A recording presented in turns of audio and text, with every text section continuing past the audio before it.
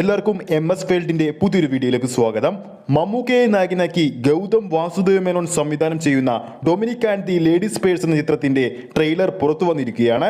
Dominic detectives എന്ന പേരിൽ കൊച്ചി നഗരത്തിൽ ഒരു ഡിറ്റക്റ്റീവ് ഏജൻസി നടത്തുന്ന ആളാണ് മമ്മൂട്ടി അവതരിപ്പിക്കുന്ന കഥാപാത്രമായ ഡൊമിനിക്. ഡൊമിനിക്കിന്റെ അസിസ്റ്റന്റായി ഗോകുൽ സുരേഷും ചിത്രത്തിൽ എത്തുന്നുണ്ട്. ഇന്ന് വൈകിട്ട് 6 മണിക്ക് പുറത്തു വന്ന 1 മിനിറ്റ് 30 സെക്കൻഡുള്ള ഈ ഒരു ടീസറിൽ ടൈറ്റിൽ കഥാപാത്രമായ ഡൊമിനിക്കിനെയും ഡൊമിനിക്കിന്റെ അസിസ്റ്റന്റിനെ അവതരിപ്പിക്കുന്ന ഗോകുൽ സുരേഷിനുമാണ് കൂടുതലും കാണിക്കുന്നത്. ഒട്ടനവധി ഹിറ്റുകളുള്ള ഗൗതം വാസുദേവ് മേനോൻ ആദ്യമായി മലയാളത്തിൽ സംവിധാനം ചെയ്യുന്ന ചിത്രമെന്ന പ്രത്യേകത കൂടി ഡൊമിനിക്കിനുണ്ട്. മമ്മൂട്ടി കമ്പനിയാണ് ഈ ഒരു ചിത്രം നിർമ്മിച്ചിരിക്കുന്നത്.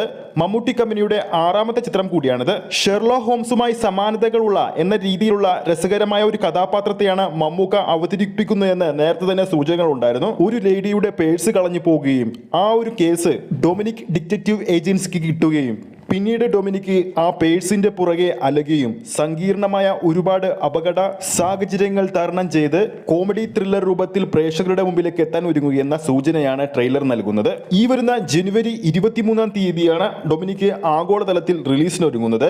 ചിത്രത്തിന്റെ കേരള വിതരണാവകാശം സ്വന്തമാക്കിയിരിക്കുന്നത് DQവിന്റെ നിർമ്മാണ കമ്പനിയാണ്.